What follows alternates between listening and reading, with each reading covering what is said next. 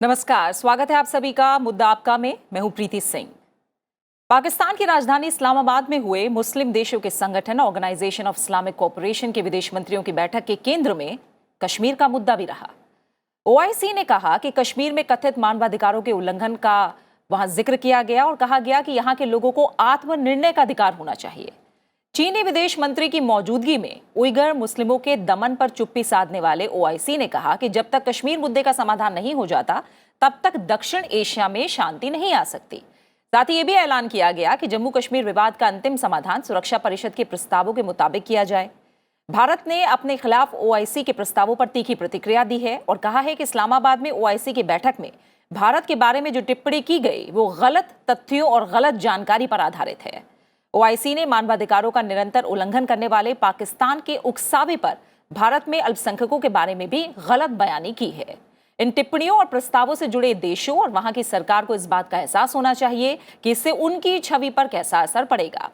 भारतीय विदेश मंत्रालय के प्रवक्ता अरिंदम बागची ने अपने आधिकारिक ट्विटर अकाउंट पर भारत का बयान साझा किया और यह भी कहा कि बैठक में दिए गए बयान और अपनाए गए प्रस्ताव दिखाते हैं कि इस्लामिक सहयोग संगठन एक संस्था के रूप में कितना अप्रासंगिक है और इससे यह भी स्पष्ट होता है कि इसके जोड़तोड़ में पाकिस्तान की कितनी बड़ी भूमिका है। बैठक में विशेष आमंत्रित सदस्य के रूप में आए चीन ने कश्मीर पर टिप्पणी की और इस पर ओआईसी के साथ रजामंदी जताई। इस पर भी भारत ने चीन की कड़ी आलोचना की और कहा कि वो भारत के आंतरिक मामलों में हस्तक्षेप करने से बचे। मुद्दा आपका में आज हम बात करेंगे ओआईसी की अप्रासंगिकता और पाकिस्तान साथ ही चीन के बयानों और आज के परिप्रेक्ष्य में इन प्रस्तावों या कहें बयानों में जाहिर होते उनके निहित स्वार्थों को समझने की भी आज हम कोशिश करेंगे। और इस पर चर्चा के लिए मेरे साथ आज 3 खास मेहमान जुड़ रहे हैं। मेरे साथ है फॉर्मर एम्बेसडर अशोक सज्जनहार, आपका स्वागत है। साथ ही मेरे साथ हैं स्टूडियो में मौजूद हैं major general retired Ashwini Kumar Sivach, आपका बहुत बहुत स्वागत है। साथ ही मेरे साथ प्रोफेसर राजेंद्र हर्षे भी जुड़ रहे हैं जो कि फॉरेन अफेयर्स एक्सपर्ट हैं। आप तीनों मेहमानों का बहुत बहुत शुक्रिया मेरे साथ इस चर्चा में जुड़ने के लिए। पहले मैं सज्जनहार सर आपसे शुरुआत करूंगी और थोड़ा सा समझना चाहूंगी कि ऑर्गेनाइजेशन ऑफ इस्लामिक कोऑपरेशन इसकी बैठक होना और इसमें कश्मीर का मुद्दा उठाया जाना, इसे आप कैसे देख रहे हैं? देखिए प्रीति, मैं ये कहूंगा सबसे पहले जो ये कोई नई बात नहीं है। पाकिस्तान हमेशा से ओआईसी की जो भी बैठकें होती रही हैं उसमें वो इस मुद्दे को उठाने का प्रयास करता रहा है और मुझे अपना तजुर्बा याद है, अपना एक्सपीरियंस याद है। जो हम किसी भी देश में थे, मैं कजाकिस्तान में मैं राजदूत था जी। वहां पर हम जब देशों से उनसे बात करते हैं तो वो कहते हैं बिल्कुल इसके ऊपर जो ओआईसी में बातचीत की जाती है, जो वहां के निर्णय निकलते हैं, जो वहां का डिक्लेरेशन निकलता है, आप उसके ऊपर प्लीज कुछ भी ध्यान नहीं दीजिए, because it is not worth the paper that it is printed on. ये तो वो जो उसके सदस्य हैं, 57 मेंबर हैं उसके, और वो जो सदस्य हैं वो ये कहते हैं, उनका ये मानना है जो ओआईसी केवल एक ऐसा प्लेटफॉर्म है जिसकी कोई भी प्रासंगिकता नहीं है, कोई भी रेलेवेंस आज के उसमें नहीं है। और यही हम देख रहे हैं, जो बहुत समय से ओआईसी इसके ऊपर बातचीत करता रहा है, कश्मीर के मुद्दे को उठाता रहा है, परंतु भारत ने हमेशा इसको रिजेक्ट किया है। देखिए, एक चीज इसमें ध्यान रखने की होगी, बहुत ही जो भारत के संबंध हैं पाकिस्तान को छोड़कर और जितने भी ओआईसी के मेंबर्स हैं, देखिए उसमें सऊदी अरेबिया है, यूएई है, बहरीन है, कुवैत है, ईरान है, इराक है वगैरह, जितने सब देश हैं उन सभी के साथ हमारे जो द्विपक्षीय संबंध हैं बहुत ही अच्छे संबंध हैं। और आपने देखा है पिछले कुछ 5-8 सालों में जब से प्रधानमंत्री मोदी की सरकार आई है तो उसमें ये सभी देश हैं, इन्होंने सबसे अपने ऊंचे जो अवार्ड्स हैं वो प्रधानमंत्री मोदी को दिए हैं, इसलिए क्योंकि उन्होंने जो द्विपक्षीय समझौते हैं, द्विपक्षीय संबंध हैं, उनको आगे ले जाने में उन्होंने बहुत ही बड़ा काम किया है। तो इसीलिए मैं समझता हूं जो इसके ऊपर बिल्कुल भी कोई, जैसे अरिंदम बागची ने, हमारे जो स्पोक्सपर्सन हैं विदेश मंत्रालय के, जैसे उन्होंने कहा है, जो उसका कोई रेलेवेंस नहीं है, क्योंकि ये बिल्कुल ही फॉल्सहुड और मिसरिप्रेजेंटेशन पर इसकी जो कुछ भी इसका डिक्लेरेशन है वो बेस्ड है। आखिर बात मैं ये कहूंगा, जो इसमें चीन का आना, चीन के विदेश मंत्री वांगी का आना वहां पर और ऐसा कमेंट करना मेरे विचार से बहुत ही ऑब्जेक्शनेबल है। और क्योंकि ये उसमें कोई उसका लोकल स्टैंड ही नहीं है चीन का कोई यहाँ पर इसके ऊपर बातचीत करने का उसकी कोई स्टैंडिंग नहीं है इसमें, तो इसीलिए उसका करना बहुत ही नाजायज है। और जी। भारत ने जैसे ही वांग यी का ये स्टेटमेंट आया, भारत ने बहुत ही कठोर शब्दों में, कड़े शब्दों में उसकी निंदा की है और हमने जी। कहा है जो चीन के अंदर जो भी अंदरूनी मामले होते हैं या किसी और देश के अंदर अंदरूनी मामले होते हैं, उसमें हम हस्तक्षेप नहीं करते, उसमें हम दखल-अंदाज़ी नहीं करते। जैसे हम देखते हैं उइगुर मुसलमान हैं, वहाँ पर कितना उनके ऊपर अत्याचार किया जा रहा है। जी। उनके करीब 1 मिलियन 10 लाख वहाँ पर जो उइगुर मुसलमान हैं, उनको वहाँ पर उन्होंने कैद किया हुआ है, उनके ऊपर बहुत ही ऑपरेशन हो रहा है। हांगकांग में क्या हो रहा है, क्या चीन अपनी जो उसकी विस्तारवादी नीति है, जी, सज्जना। एक्सपेंशनिज़्म है, जी, तिब्बत में सज्जना क्या सर हो रहा आपसे है, समझूंगी। तिब्बत में चीन के क्या नजरिए से अत्याचार भी कर रहा है, उसके बारे में चीन के भारत नहीं नजरिए से कहता भी है। क्या जी। कुछ मायने निकल रहे हैं, ये भी मैं आपसे समझने की कोशिश करूंगी। फिलहाल थोड़ा सा हम ओआईसी को लेकर और जिक्र कर लेते हैं। मेजर जनरल सीवच, अगर हम देखें कि ओआईसी का गठन होना और 57 देश, यानी एक तरह से यूएन के बाद देखें तो सबसे बड़ा संगठन, बात होती है कि अल्पसंख्यकों के हितों की हमें बात यहाँ करनी है, लेकिन भारत एक ऐसा देश जो मैं कहूँ कि दूसरे नंबर पर यहाँ मुसलमान आबादी है, उसका ही प्रतिनिधित्व ना होना, एक तरह से एक बार फिर भारत ने अपने बयान के जरिए कहा, जैसा अभी सज्जना सर ने भी कहा, कि अप्रासंगिक बयान देना। किस तरह से आप ओआईसी को अप्रासंगिक होता देख रहे हैं समय के साथ? हाँ बिल्कुल, देखो इसमें कोई शक नहीं, ओआईसी आज इररिलेवेंट है, इसकी कोई अहमियत नहीं है। और सच्चाई ये भी है कि ये एक विडंबना है कि ओआईसी में भारत, जिसके पास सेकंड लार्जेस्ट मुस्लिम पॉपुलेशन है, वो ओआईसी का हिस्सा नहीं है। आपका देखो प्रिंसिपल क्या है ओआईसी का, वेलफेयर ऑफ मुस्लिम वर्ल्ड। अगर पूरे वर्ल्ड के अंदर इंडोनेशिया के बाद भारत के अंदर सबसे ज़्यादा पॉपुलेशन मुस्लिम की, मगर उसके कहने के बावजूद मैं ये बताना चाहूँगा जो ओआईसी है उसके खुद के सदस्य उसको सीरियसली नहीं लेते। अच्छा। देखो जब ओआईसी की मीटिंग हो रही थी इस्लामाबाद में, उसी समय यूएई की टीम आई हुई थी कश्मीर में, और वो एक प्रकार से जो निवेश करना चाहती भारत में कम से कम 5 से 6 बिलियन डॉलर, वो चाहती है कि कश्मीर के अंदर खुशहाली आए, वो कहीं ना कहीं इन्वेस्ट करे टूरिज्म में, होटल में। तो ये तो सच्चाई है। देखो मैं ये कहूँगा कि ओआईसी आज अपना रेलिवेंस तो खो ही चुका है। जैसे जो इजराइल है वो कहता है, जो पैलेस्टाइन या किसी के बारे में ओआईसी बोलता है तो वो उसका कोई ना कोई रिएक्शन भी नहीं देते, क्योंकि उनके लिए कुछ मायने नहीं रखते। आज की तारीख में ओआईसी के जितने मेंबर हैं, सही बोला, पाकिस्तान के अलावा जो असली हैं सऊदी अरेबिया, यूएई, जहां पर मक्का मदीना है, उनके पास पावर है, वो माना रखते हैं, वो भारत के बहुत नजदीक है। अगर आप देखें सुषमा स्वराज को भी गेस्ट ऑफ ऑनर बुलाया गया था 2-3 साल 5-6 साल पहले। तो सच्चाई यह है कि आज भारत की छवि ओआईसी में भी बहुत है। मगर ये जो इस बार इस्लामाबाद में हुआ, 2-3 बातें जो हैं वो बड़ी अलग थी। एक तो वांग यी का वहां पर पहुंचना और फिर उसने एक स्टेटमेंट देना, मुझे लगता है अपने पैरों पे खुद कुल्हाड़ी मार ली उन्होंने, क्योंकि वांग यी एक फॉरेन मिनिस्टर हैं, उनको भारत में आ रहे थे उसके बाद, और उसके बाद वो मिलना चाहते थे प्रधानमंत्री से। तो प्रधानमंत्री तो कभी नहीं मिलेंगे जब ऐसी स्टेटमेंट आप पास करते हो कि जो हमारे इंटरनल अफेयर में। मैं ये बताना चाहूंगा, बार बार ओआईसी कहता है कि कश्मीर का जो इशू है वो यूएन रेजोल्यूशन के तरीके से सॉर्ट आउट होना चाहिए। उनको याद होना चाहिए कि उसका कोई रेलेवेंट नहीं है। 1972 में हमने शिमला एग्रीमेंट कर ली थी और ये बायलैटरल इशू है, तो इसको बार बार, और मुझे लगता है ये टिट फॉर टैट करना पड़ेगा चीन के लिए। अगर उनकी हिम्मत इतनी है कि वो बार बार कश्मीर का इशू उठाते हैं, जैसे वांग यी ने बोला वहां पर, तो हमें भी हांगकांग में न्यू सिक्योरिटी लॉ लेकर आए, तिब्बत के अंदर जिस प्रकार से ह्यूमन राइट वायलेशन और विगर मुसलमानों की जितनी हालात खराब हैं वर्ल्ड में, उससे ज्यादा खराब तो किसी की नहीं है। उनको कंसंट्रेशन कैंप में डाला गया, उनको नमाज पढ़ने के लिए इजाजत नहीं है। तो सच्चाई यह है, ये डबल स्टैंडर्ड है। पाकिस्तान चुप है, बाकी मुस्लिम वर्ल्ड चुप है कि उनके बारे में, विगर मुसलमानों के बारे में नहीं बोला जाता।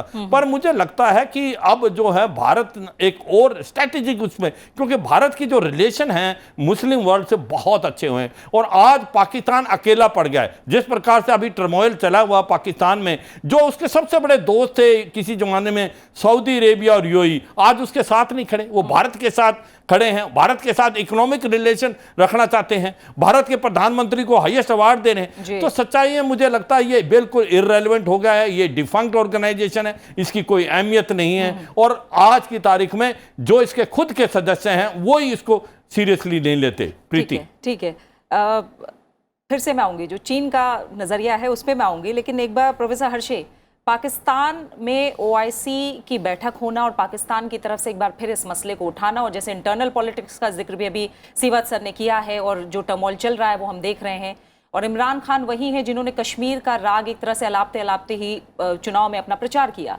तो कहीं ना कहीं आप मान रहे हैं कि इंटरनल पॉलिटिक्स और कहीं ना कहीं इंटरनल भावनाएं अपने पक्ष में करने के लिए भी ये मुद्दा उठाया गया इस समय पर? बिल्कुल सही, इंटरनल पॉलिटिक्स में तो है ही है।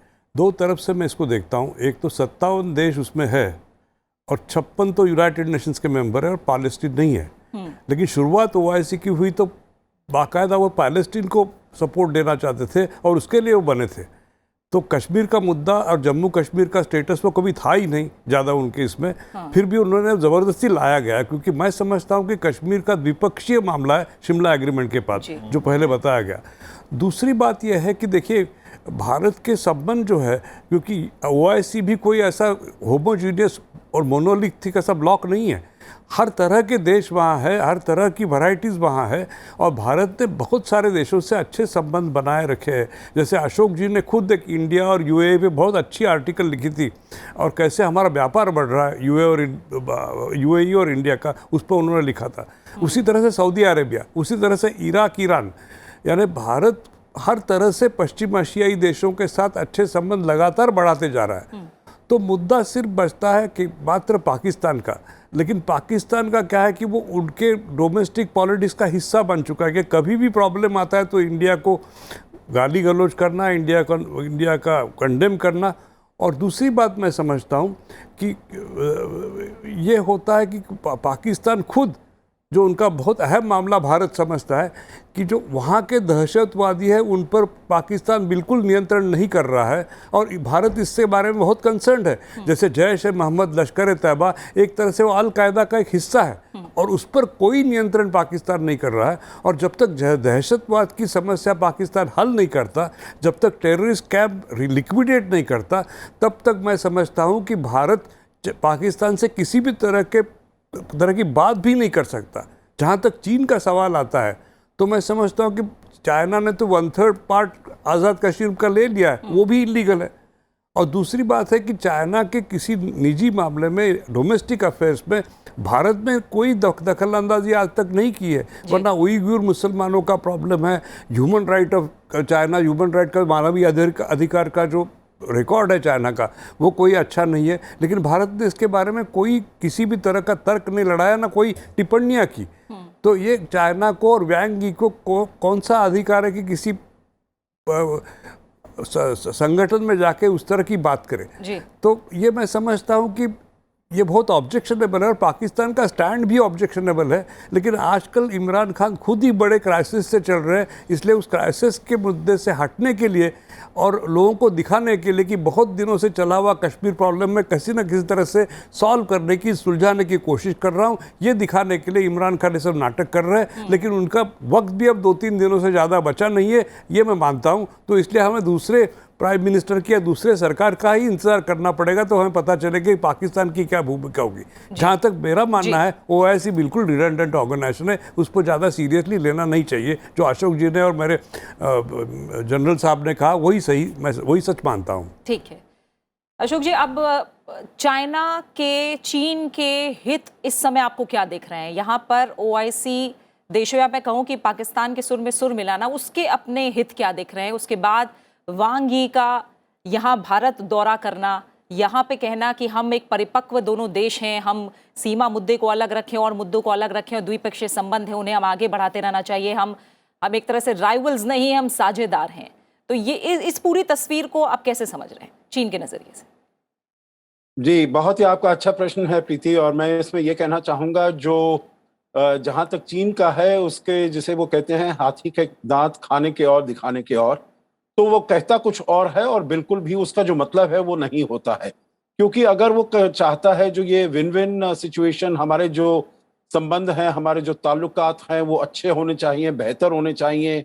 भारत और चीन दोनों ही बहुत बड़े पुरातन सांस्कृतिक देश हैं, उनके संबंध हमेशा से अच्छे रहे हैं, और हमको एक दूसरे की वो सेंसिटिविटीज को देखना चाहिए, संवेदनशील होना चाहिए। तो वो कहता तो ये सब कुछ है, परंतु जो करता है प्रीति, वो उसके बिल्कुल ही विपरीत करता है। जैसे हमारे विदेश मंत्री ने कहा जब वांग यी यहाँ पर थे जो आपने 1993 से 1996 तक हमारी जो अग्रीमेंट्स थी उनके बिल्कुल आपने विपरीत काम किया है, उनका उल्लंघन किया है।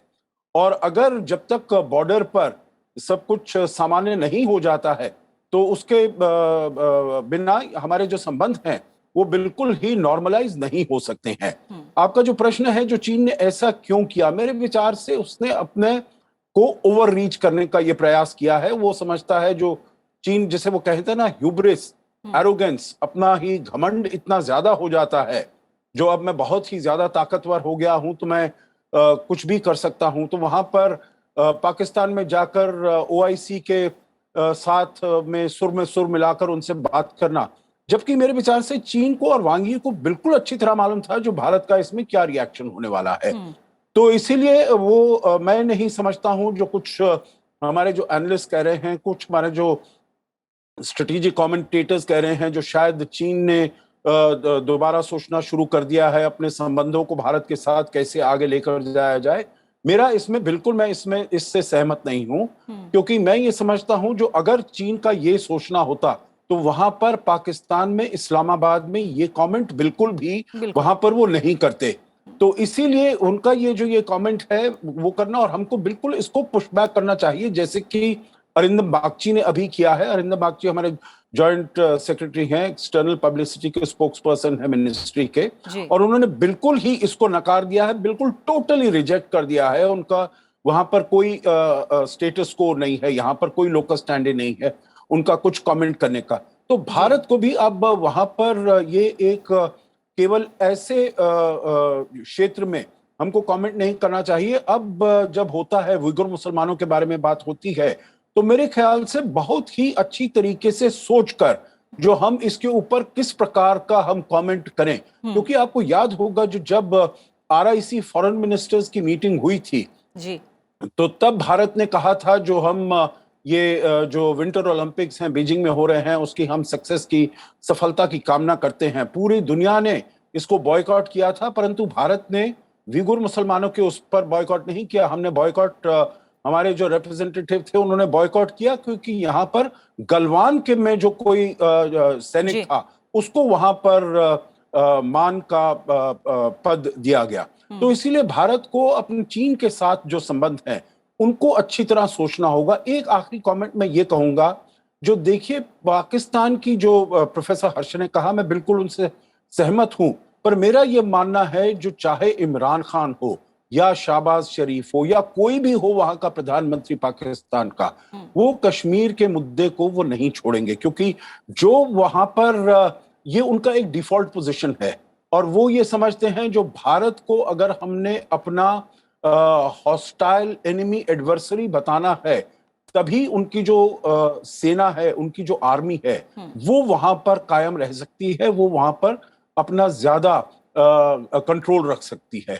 तो इसीलिए कोई भी वहां पर नेता आए, परंतु कश्मीर के ऊपर वो जरूर लगे रहेंगे और हमको इसके लिए तैयार होना चाहिए, चाहे ओआईसी के बारे में पुशबैक करना है या पाकिस्तान यूएन जनरल असेंबली में ले जाए या कहीं भी ले जाए, हमको अपना पक्ष है सब जगह वहां पर बहुत जोर तरीके से वहां पर रखना होगा। ठीक है मेजर जनरल सीवाज, आप कितना इत्तेफाक रख रहे हैं जो सज्जन जी ने अभी बड़ी बातें कही हैं? और हमने देखा जब बागची की तरफ से बयान आता है, भारत की तरफ से बयान आता है, विदेश मंत्री का साफ तौर पे नाम नहीं लिया जाता, लेकिन इस बार नाम लिया गया, तीखी प्रतिक्रिया इस तरह से दी गई। जब वांग यी यहाँ आ रहे हैं तो जाहिर तौर पर प्रधानमंत्री की उनसे मुलाकात नहीं हुई, और साफ तौर पर भारत का ये कहना चीन को कि पहले जो सीमा मुद्दे हैं, जो सैनिकों की वापसी है, उन मुद्दों को सुलझाया जाना जरूरी है, और साथ ही अलग अलग पटल पर जिस तरह से सज्जनार कह रहे हैं कि भारत को अपनी बात आगे रखनी चाहिए, आप कितना वाजिब मान रहे हैं इसे? हाँ बिल्कुल, देखो प्रीति, इसमें कोई शक नहीं। देखो सच्चाई ये है, मुझे लगता है जो वांग यी ने इस्लामाबाद में बोला, it is not a good sign of a mature diplomacy.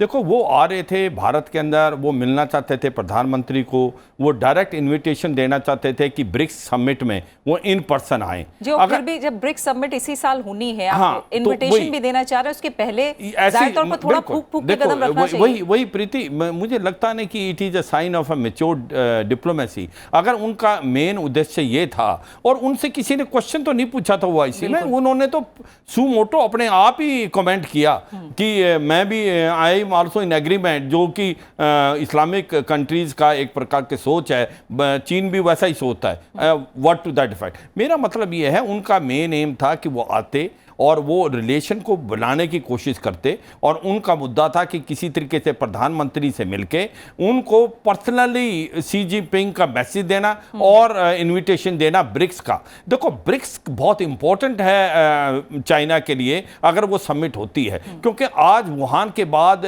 चीन अकेला पड़ गया है, और यूक्रेन के बाद रूस तो अकेला पड़ा है, चीन भी किसी हद तक अकेला है। उसको भारत की जरूरत है, उसको चाहता है वो ब्रिक्स का समिट हो। और कहीं ना कहीं ये भी था, RIC की मीटिंग भी साइड लाइन में हो सकती है ब्रिक्स के द्वारा। और उसके बाद अगर आपको पता है G20 है 2023 में भारत के अंदर, तो मुझे लगता है अगर ये चीजें थी, और वो बार बार कह रहे हैं कि भारत के साथ हम जो है बायलैटरल रिलेशन इंप्रूव करना चाहते हैं, जबकि उसके अंदर फर्क है। भारत का सोच विचार ये है कि हमने बड़े साफ सुथरे शब्दों में चीन को बता दिया है कि जब तक peace and tranquility border area में नहीं आएगी, bilateral relation cannot be normal and they can't be a business as usual.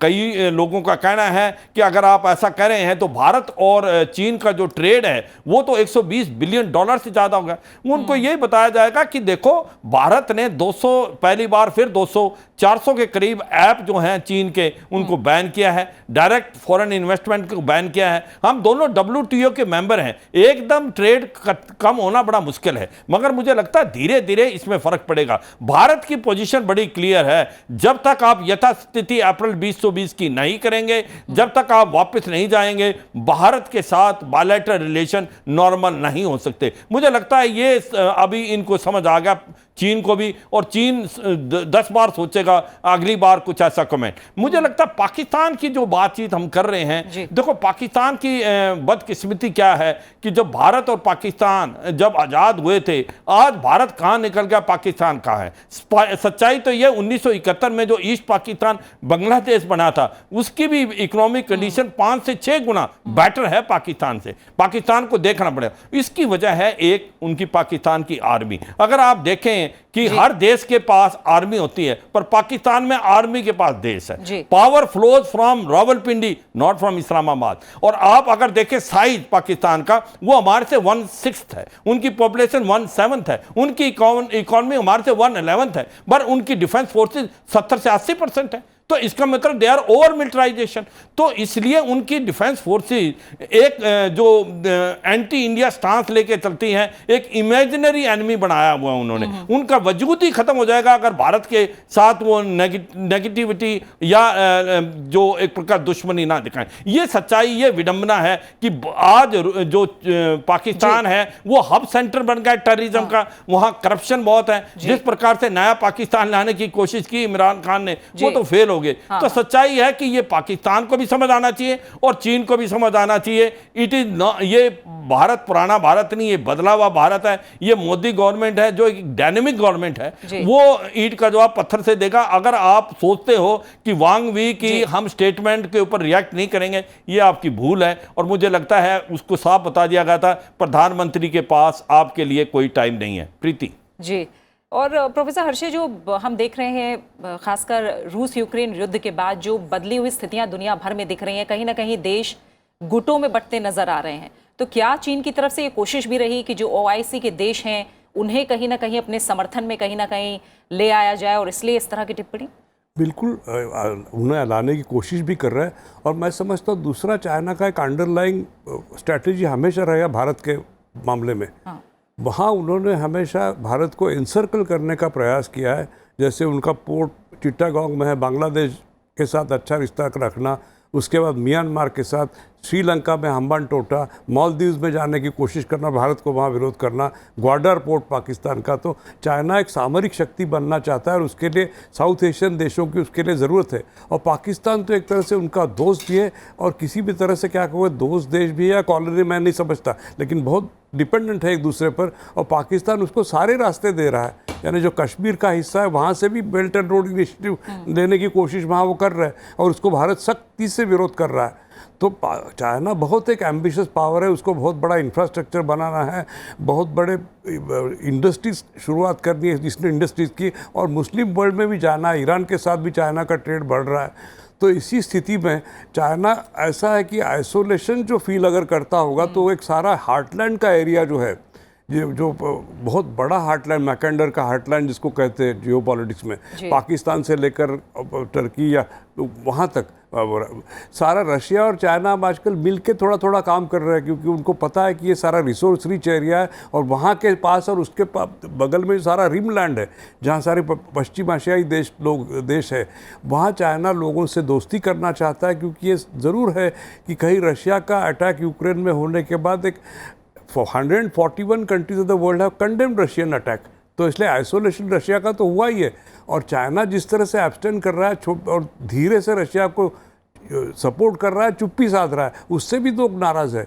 तो ये बात सही है कि चाइना दोनों तरह से प्रयास कर रहा है। एक तरह से अपने जो पुराने लॉयल अलाइज है पाकिस्तान जैसे, उनको थोड़ा थोड़ा खुश करना, और दूसरा है कि रशिया के साथ थोड़ा सा नज़दीकी बनाना, क्योंकि चाइना को ये डर है कि भारत एक क्वाड का मेंबर बन चुका है, जहां भारत, ऑस्ट्रेलिया, जापान और यूनाइटेड स्टेट्स सब मिलके चाइना को एक तरह से काउंटर करना चाहते हैं इंडो पैसिफिक ओशन में, और वो चाइना नहीं चाहता। लेकिन भारत एक बहुत बड़ी महासत्ता है जहाँ तक इंडो पैसिफिक रीजन का सवाल है, और बल्लाका स्टेट पे तो सबका ट्रेड जाता है, चाइना का भी जाता है, तो इसलिए चाइना को भारत से भी मिलजुल के रहना पड़ेगा।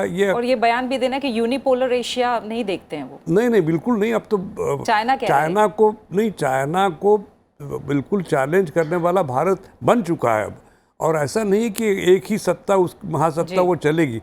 जापान और भारत मिलके कुछ कर सकते हैं, यानी बहुत सारी पॉसिबिलिटीज़ है। इंडोनेशिया भी है, तो ऐसा नहीं कि केवल चाइना की चलेगी सत्ता। ये ज़रूर है कि चाइना अमेरिका से कॉम्पीट कर रहा है, और ये ज़रूर हो सकता है कि अमेरिका से काफ़ी एशिया के संदर्भ में लड़ सके आने वाले 25 सालों में। लेकिन फिर भी बाकी जो देश है, जैसे भारत है या इंडोनेशिया है या जापान है या बड़े विश्व स्तरीय पॉलिटिक्स में ब्राजील है, साउथ अफ्रीका है, ये कोई बहुत पीछे तो नहीं है। लेकिन ये भी तो साथ शुगर कोट करके चीजों को सामने लाना, भारत इसमें फंसने वाला नहीं है, ये साफ है। बिल्कुल नहीं फंसने वाला। समय ये पूरा हो गया। Professor Rajendra Harshe, major general Sivach और साथ ही अशोक सज्जनहार जी, बहुत बहुत शुक्रिया मेरे साथ इस चर्चा में जुड़ने के लिए, इन तमाम पहलुओं पर बात करने के लिए। तो जाहिर है अपने निहित स्वार्थों के लिए पाकिस्तान ने एक बार फिर OIC की बैठक की आड़ में एक बार फिर कश्मीर का राग अलापा, और चीन ने भी उसके सुर में सुर मिलाया। लेकिन भारत के साथ अच्छे संबंध रखने वाले तमाम जो इस्लामिक देश हैं, उनके साथ इस मसले पर तस्वीर साफ करके और संबंधों को और ज्यादा आगे ले जाकर